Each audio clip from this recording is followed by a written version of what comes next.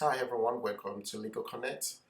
Today on Legal Connect, we are going to be looking at the recent case coming from Akwa Ibom State. That is the case involving barrister Inibehi Effiong and the Chief Justice of Akwa Ibom State, that is Justice Ekaite Obet.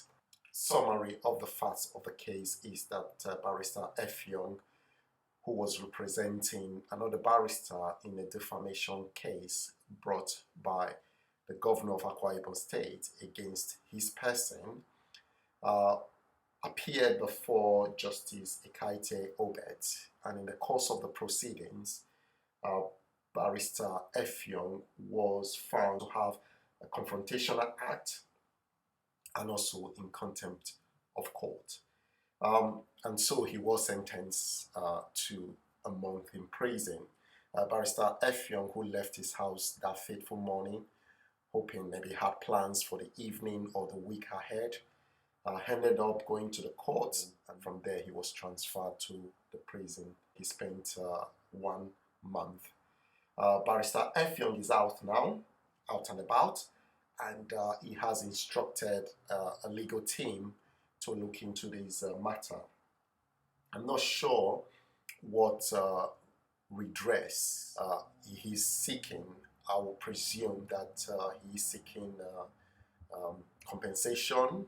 He's seeking to quash the judgment, given the fact that this judgment was handed down by the High Court, and the High Court is a court of record, which means that the court of record, all proceedings are recorded and they are binding on lower courts such as the magistrate, the county court, and the rest. I'm quite impressed that Barrister Effiong is seeking to proceed with this matter, not because of anything else but to have clarification on this matter, because I have my own personal view as to the judgment.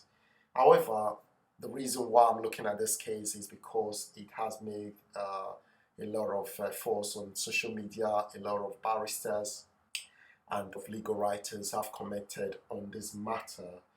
And having read most or some of the publications, I'd be surprised that none of these legal-minded personnel have been able to actually write on the law itself of contempt. They have given case laws where contempt has been defined and interpreted.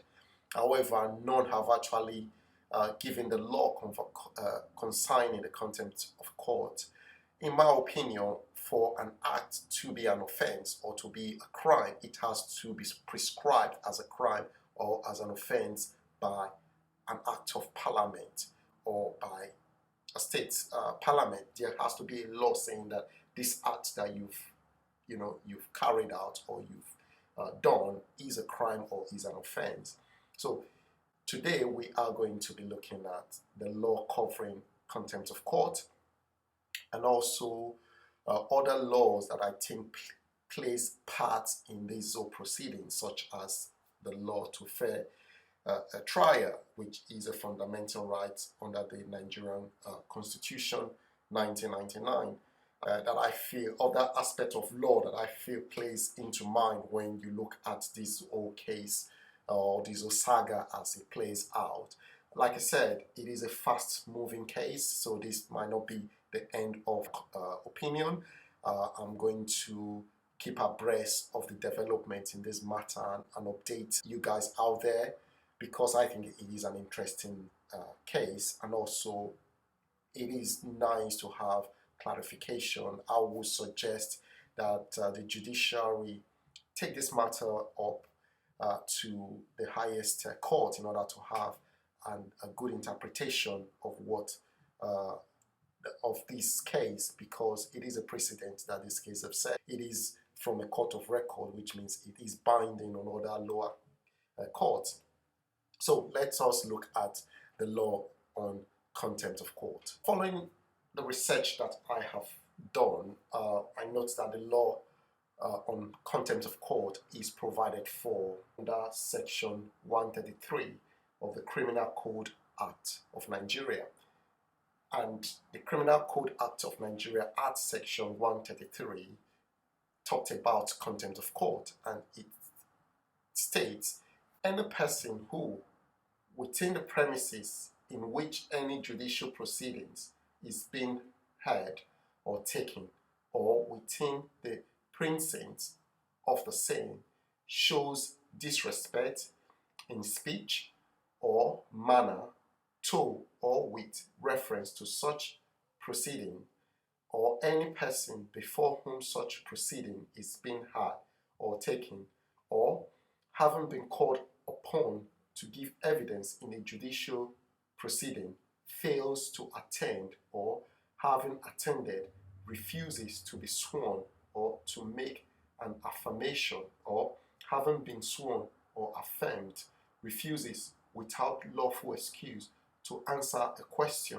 or to produce a document, or prevaricates or remains in the room in which such proceedings is being had or taken after the witnesses have been ordered to leave such room, or subsection 3, causes an obstruction or disturbance in the course of a judicial proceeding, or while a judicial proceeding is pending, makes use of any speech or writing representing such proceeding or capable of prejudicing any person in favor of or against any party to such proceeding, or calculated to lower the authority of any person before whom such proceeding is being had or taken, or publishes a report of the evidence taken in any judicial proceeding which has been directed to be heard in private, or attempts wrongfully to interfere with or influence a witness in a judicial proceeding, either before or after he has given evidence, in connection with such evidence, or dismisses a servant because he has given evidence on behalf of a certain party to a judicial proceeding, or retakes possession of land from any person who has recently obtained possession by a writ of court, or subsection 9, commits any other act of intentional disrespect to any judicial proceeding or to any person before whom such proceeding is being had or taken, is guilty of a simple offense and liable to imprisonment for 3 months. So that is the law of contempt of court. And if you look at subsection 1 all through to subsection 9 of that section 133, you see that there are different ways in which someone can become in contempt of court. Like I have said, there are limited factual information out there, and so I cannot really state under which subsection that Barrister F. Young has been alleged to have been in contempt of court. The offense of contempt of court is a simple offense. What does that mean, a simple offense? A simple offense is any offense that is not described as a crime. A simple offense must be dealt with summarily in the magistrate court. Simple offense means any offense punishable on summary conviction before a magistrate court by fine, imprisonment, or otherwise. Contempt of court is a simple offense, and it has to be dealt with at the magistrate court. I have read a lot of publication on this case, and none of the publications I have read has been able to explain the offense of contempt of court. Rather, a lot of them have focused on the power of the court to be able to hold someone in contempt. I will argue and submit that for a crime or an offense to be an offense, it has to be prescribed by law. And on this occasion, this is provided for at section 133 of the Criminal Code of Nigeria. Down there to what law the High Court has relied on in order to hold Barrister Effiong in contempt of court. That moves me to the next question, which is, does Barrister Effiong has a right to a fair trial as prescribed by the Nigerian Constitution, which is a fundamental right for him to have a fair trial. This is the right which is provided for at section 36 of the Nigerian Constitution 1999, which is right to a fair hearing. The fact, the judgment of the proceedings that led to Barrister Effiong to be found guilty of contempt of court has not been made public. So I'm not in a position to be able to give an opinion as to how the proceedings, if it was a fair trial or not. But in my own submission, I would have expected that this matter to be referred to the public prosecutor to have Barrister Effiong properly prosecuted for contempt of court, because the provisions of the Constitution at section 36 reads, in the determination of his civil rights and obligation, including any question or determination by or against any government or authority, a person shall be entitled to a fair hearing within a reasonable time by a court or other tribunal established by law and constituted in such manner as to secure its independence and impartiality, without prejudice to the foregoing provisions of this section. A law shall not be invalidated by reason only that it confides on any government or authority power to determine questions arising in the administration of a law that affect or may affect the civil rights and obligation of any person in such law. The proceedings of a court or the proceedings of any tribunal relating to the matter mentioned in subsection 1 of this section, including the announcement of the decision of the court or tribunal, shall be heard in public. Wherever any person is charged with a criminal offense, he shall, unless the charge is withdrawn, be entitled to a fair hearing in public within a reasonable time by a court or tribunal. Subsection 5. Every person who is charged with a criminal offense shall be presumed to be innocent until he is proven guilty. Section 36 of the Federal Republic of Nigeria 1999 Constitution provide for rights to fair hearing, and I would argue that given the fact that he is alleged to be in contempt of court by Honorable Justice Obet, I don't think it is fair for the matter to be tried by Justice Obet. Furthermore, having looked at the right to fair hearing, I want to also refer to the code of conduct that is required of every barrister. I believe that Barrister Effiong has a duty in his profession to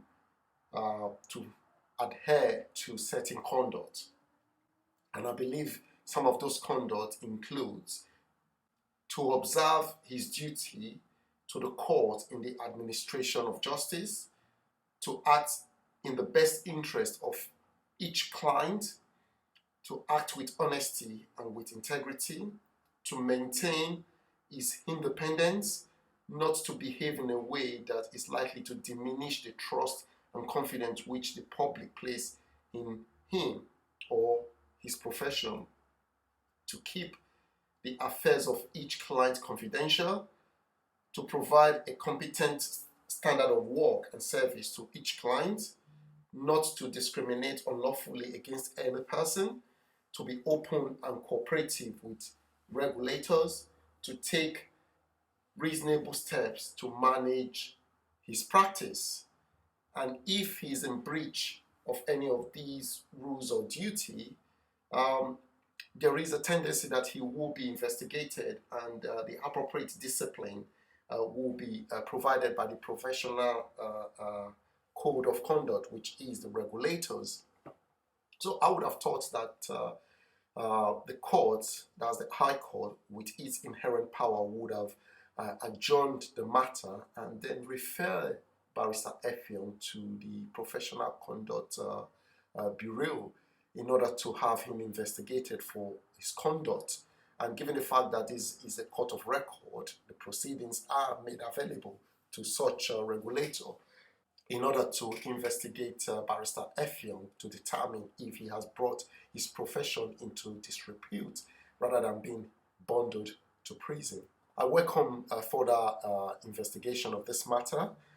This is a precedent that has been set, and it is right for this matter to be tested at the higher court, including the Court of Appeal and the Supreme Court, in order to determine if this judgment should stand. The last I heard is that Barrister Effiong has instructed his own barristers to look into the proceedings and grounds for appeal. However, it is saddened that the office of the government has now decided to step into the Izo saga by running commentary on whether Barrister Effiong and his legal team has the grounds or the right to pursue this matter further. This is a case that I think every party should follow proceedings according to the provisions of the law, because if not for the behavior of the High Court and also that of Barrister Effiong, this matter could have been dealt with more amicably, because I think the barrister is within his right to make applications, and it is for the court to either accept the application or overrule the application rather than not entertain an application because of unruly behavior. It is saddened that all these are playing out in public, because come to think of it, the judge, the barristers, they are all judicial officers. The barrister basically puts legal arguments before the judge for a judge to decide a legal case, having heard both parties. The judge is supposed to be impartial, while barristers are supposed to uphold the law and conduct themselves in an appropriate manner. Now we've put aside the substantive matter, which is the defamation case, and now battling the difference between Barrister Effiong and her Honourable Justice Ekaite Obet. I hope you found this interesting, and keep an eye on further developments in the near future as we continue to comment on this case and other matters here at Legal Connect. Subscribe to this platform, and also if you have any comment, please note them at the bottom. Like I said, there are a lot of gaps on the law around this area. I have been able to establish the part of the law that I think the contempt of court covers. If you think that this is not that part of law, please put your comments down below and let us analyze and look at the Izo saga pertaining to the contempt of court in Nigeria. And I look forward to hearing or reading your comments, and see you on the next episode.